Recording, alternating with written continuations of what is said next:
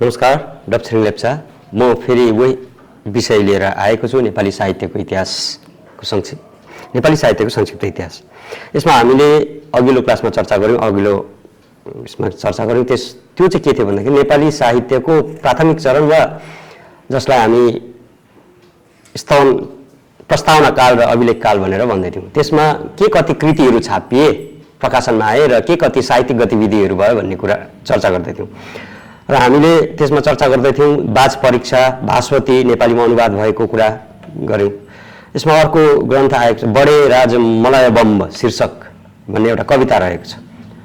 र यसरी त्यस समयमा यस किसिमका लेख, शीर्षकमा रचना आदिहरू प्रकाशमा आए तापनि नेपाली भाषाको जुन स्थिति छ, रूप छ, साहित्यमा प्रयोग गरिने भाषामा त्यो अघिल्लो शिलालेख अथवा बाज परीक्षाहरूभन्दा अलिकति विकसित हुँदै गरेको स्थिति हामी देख्न पाउँछौँ।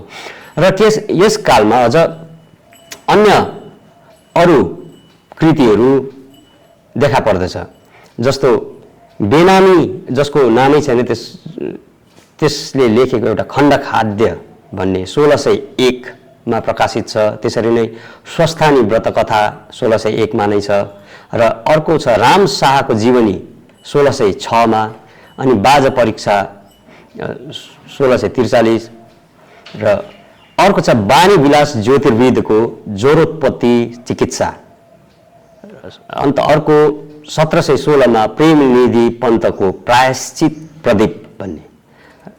अर्को कृति हामी देख्छौँ 1723 मा, बेनामीकै हो, यसको कोही नाम छैन, सत्सङ्गको वर्णन भयाको कथा, र अर्को राजा प्रपञ्चको बेहोराको एउटा खिसा भन्ने। यो अनुमानित 1743 तिर छापिएको, प्रकाशमा आएको, लेखिएको भन्ने तर्क विभिन्न इतिहासकारहरूले राखेका छन्। र यससँगै पिनासको कथा, यो पनि बेनामी पन्तको 1758। यस्ता ग्रन्थहरू त्यस अभिलेख काल वा प्रस्तावना कालमा देखा पर्दछ। अब यस कालका साहित्यिक ग्रन्थहरू वा साहित्यिक गतिविधिहरू अथवा त्यस साहित्यमा लेखिएका विषय, भाषा आदिका दृष्टिकोणले हेर्ने हो भनेदेखि धेरै जस्ता कृतिहरूमा नै साहित्य, आज जसलाई हामी साहित्य भन्छौँ, वा साहित्यको जुन कलात्मकता वा साहित्यको जुन मापदण्डलाई नाप्ने, जुन हेर्ने जुन आधार छ, त्यसका दृष्टिकोणले चाहिँ यसलाई साहित्य भन्न वा त्यस किसिमको कलात्मकता, रागात्मकता, आख्यानात्मकता भन्ने कुरा चाहिँ पाइँदैन थियो। तर के चाहिँ हुन्छ भन्दाखेरि यिनै कुराहरूले हुन् जसले आजको नेपाली साहित्यलाई उठ्नमा सहयोग गरेको छ। र यसको विषय चाहिँ कस्तो थियो त? यस कालमा प्रकाशित कृतिहरूमा देखिएका विषय वस्तुहरू चाहिँ कस्तो थियो त भन्दाखेरि धेरै जस्तो नै ओखती मुलो, बाज प्रशिक्षण, रसायन शास्त्र, अश्व व्यापार, नीति सदाचार, पाप पुण्य, शिक्षा आदि विषय रहेको छ। अब त्यस समयमा देखिएका जस्तो खण्डकाद्य, स्वस्थानी व्रत कथा, ज्वरोत्पत्ति चिकित्सा भन्ने जस्ता ग्रन्थहरूमा चाहिँ यो ज्वरोसँग सम्बन्धित, ज्वरो हुँदा के खानुपर्छ र कस्तो दबाई गर्नुपर्छ भन्ने ज्वरो चिकित्सासँगको कथा छ। र अर्को चाहिँ यो के अरे पाप पुण्य र सदाचार, नीति, नैतिक गुण वा आचार व्यवहार मान्छेको कस्तो हुनुपर्छ भन्ने शिक्षाको कुरा रहेको हामी पाउँछौँ। र अब अर्को विशेषता के छ भन्दाखेरि यस कालमा देखिएका कृतिहरूमा भाषाका दृष्टिकोणले संस्कृत, पाली, प्रकृत हुँदै अपभ्रंशकालमा आएको त छँदैछ। त्यस अपभ्रंशदेखि छुटिँदै त्यसमा झर्रो अथवा ठेट नेपाली शब्दहरूको प्रयोग सँगसँगै ब्रज, अवधि अनि संस्कृतको धेरै मात्रामा प्रभाव र प्रेरणा रहेको हामी पाउँछौँ। यो भयो पहिलो जुन प्रस्तावना कालको कुरा। अब हामी दोस्रो कालको कुरा गरौँ। दोस्रो कालमा के छ त भन्दाखेरि हामी दोस्रो कालमा अघि नै भनिहाल्यौँ, त्यो दोस्रो काल भनेको र जुन छुट्याएको छ त्यो चाहिँ स्तवन काल, जो अरूले माध्यमिक काल भन्लान्, प्राथमिक, माध्यमिक र आधुनिक भनेर छुट्याए तापनि यहाँनिर हामीले घनश्याम नेपाल सरको साहित्य इतिहासलाई आधार मानेर त्यसैका सन्दर्भमा प्रत्येक कालको बारेमा चर्चा गर्नेछौँ। प्रत्येक कालमा देखिएका कृति, त्यस कृतिहरूको प्रवृत्ति आदिबारे चर्चा गर्नेछौँ। र यसमा दोस्रो आएको छ स्तवन काल। स्तवन काल 1740 देखि 1882 सम्मको कालावधिलाई स्तवन काल भनेर भनेको छ। र यस कालावधिमा नेपाली साहित्यमा कस्ता कस्ता साहित्यिक रचनाहरू आए र स्तवन काल किन नाम बस्यो त भन्दाखेरि प्रत्येक कालको नामकरणको पछाडि पनि एउटा आधार हुन्छ भनेर अघि नै भनिहाल्यो। अब पहिला त प्राथमिक काल, प्रस्तावना काल वा अभिलेख काल भन्यो, त्यो अभिलेखहरूमा लेखिन्थ्यो, त्यसरी त्यस आधारमा अभिलेख काल भन्यो। स्तवन काल भनेको स्तुति गर्ने समय थियो। साहित्यमा स्तुति गर्ने जुन परम्परा छ त्यो प्राय बङ्गला, हिन्दी प्रत्येक भाषाकै साहित्यमा त्यो स्तुतिको चर्चा हामी पाउँछौँ। स्तुति भनेको कुनै व्यक्ति विशेषको स्तुति, ईश्वरको स्तुति गाउने एउटा परम्परा छ। त नेपाली साहित्यमा चाहिँ के छ त भन्दाखेरि स्तुति काल भनेको यस अवधिमा विशेष गरिकन नेपालको सन्दर्भ यहाँनिर हामी देख्छौँ।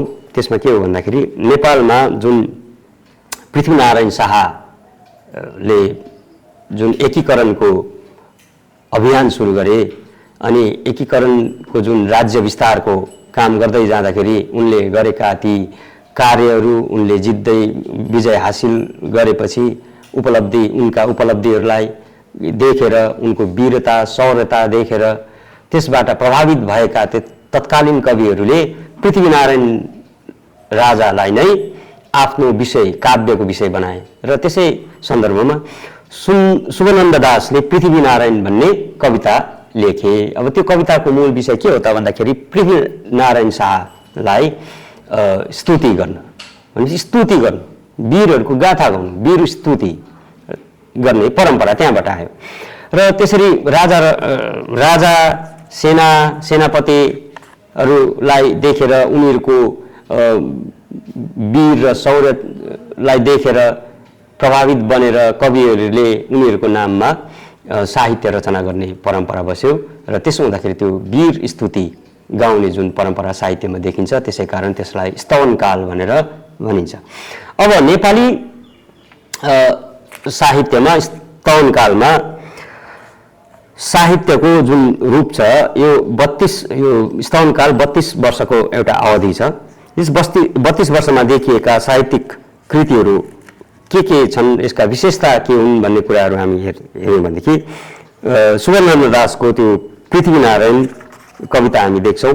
र पृथ्वीनारायण कवितामा उनले के अरे पृथ्वीनारायण शाह राजालाई नै उसको काव्यको विषय बनाए र काव्यको विषय बनाएर पृथ्वीनारायण शाहको स्तुति गाउने, उनले के गरे, कति गरे भन्ने कुरालाई दर्शाएको छ। र पछिबाट यो वीर गाथा गाउने, जुन वीरहरूको गाथा गाउने र वीरहरूको स्तुति गर्ने क्रममा पृथ्वीनारायण, सुवनन्द दास, त्यहाँबाट उदयनन्द अर्याल आदि हामी पाउँछौँ।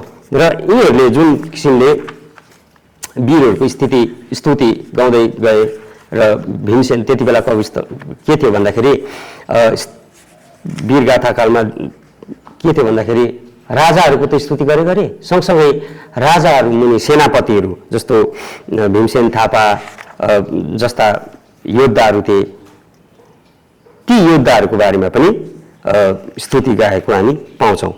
र त्यो स्तुति गर्ने जुन सन्दर्भमा पछिबाट के भयो त भन्दाखेरि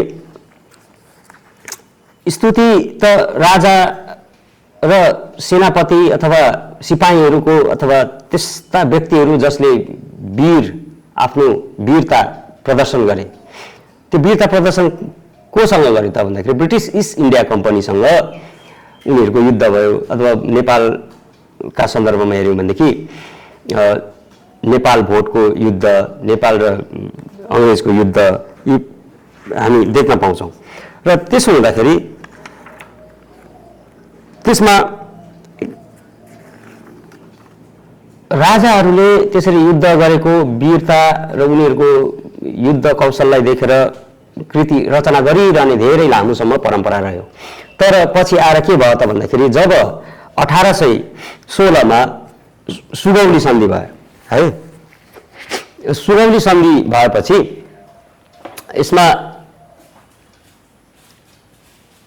त्यस्तो नेपाली गोर्खा सैनिक वीर हो भनेर प्रशंसा गर्दै आएको र त्यस्तो वीरहरूले चाहिँ सुगौली सन्धिमा आएर ब्रिटिस इस्ट इन्डिया कम्पनीको अगाडि घुँडा टेक्नु पर्यो वा आफूले आफ्नो हार स्वीकार गर्नु पर्यो भन्ने खालको एउटा सन्देश समाजमा गयो। र त्यो समाज भनेको त्यही समाजमा नै कवि साहित्यकारहरू पनि हुन्छन्, स्तुति गाउनेहरू पनि हुन्छन्। अब यस्तो हरुवा यस्तो किसिमको जो दुश्मनको अगाडि घुँडा टेक्नेहरूको स्तुति कतिन्जेल गाउने, त्यस्तोहरूको वीरको गाथा किन गाउने भन्ने एउटा प्रश्न उठेपछि एक प्रकारले त्यति बेलाको वीर स्तुति गाउने कविहरूलाई एउटा मोहभङ्ग भयो।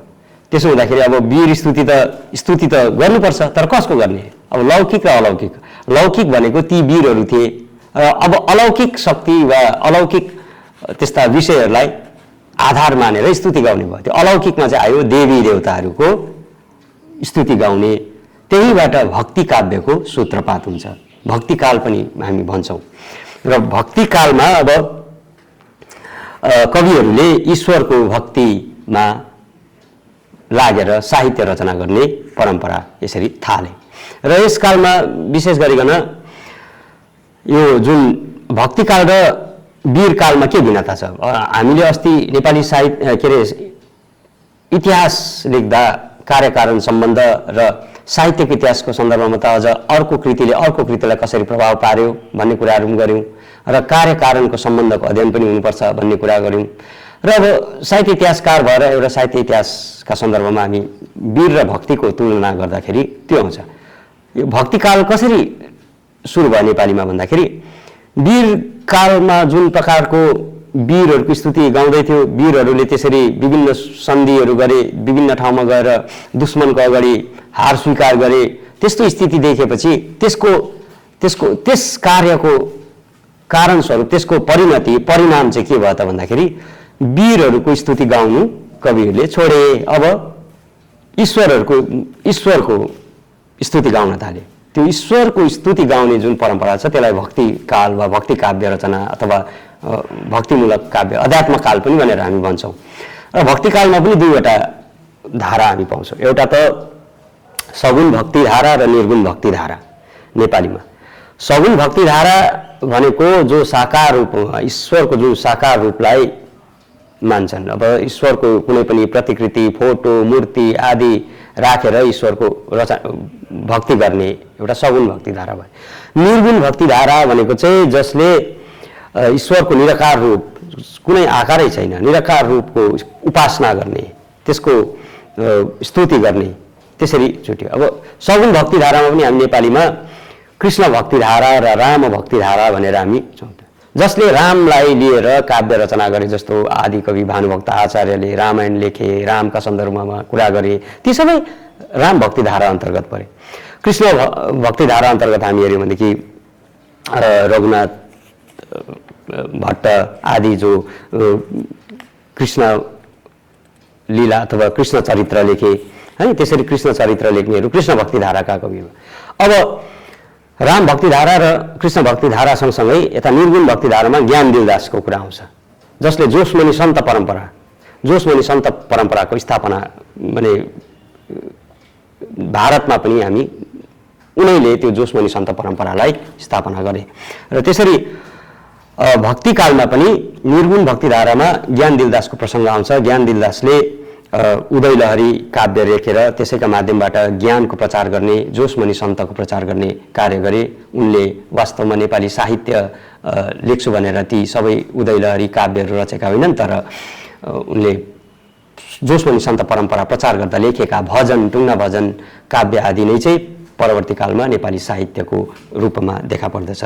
र आजलाई यो भक्तिकालसम्म राखौँ र आजलाई म यतिमै राख्दै अगाडि अर्को विषयबारे चर्चा गर्नेछौँ हामी अर्को क्लासमा। धन्यवाद।